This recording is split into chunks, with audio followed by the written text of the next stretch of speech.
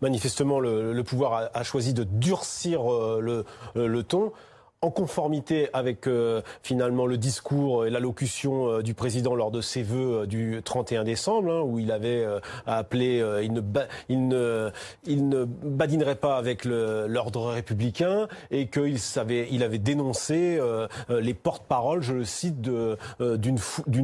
foule haineuse, visant manifestement Éric Drouet et d'autres. Donc il y a la volonté du pouvoir d'affirmer son autorité et au fond de ne pas laisser recommencer ce qui s'est passé et en novembre et en décembre, où samedi après samedi, les Gilets jaunes sont venus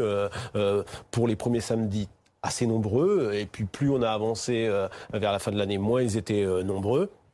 Ne plus les laisser agir, surtout qu'ils manifestaient la plupart du temps sans autorisation, puisque c'est l'un des motifs, semble-t-il, qui est utilisé ce soir pour l'interpellation d'Éric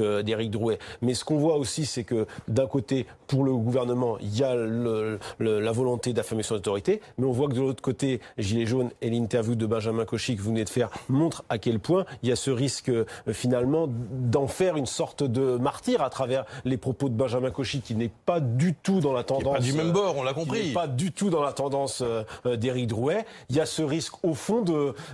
relancer un mouvement qui,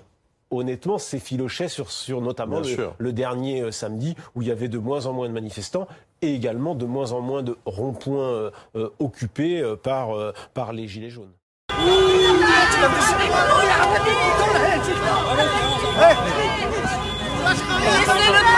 C'est ça que c'est cool.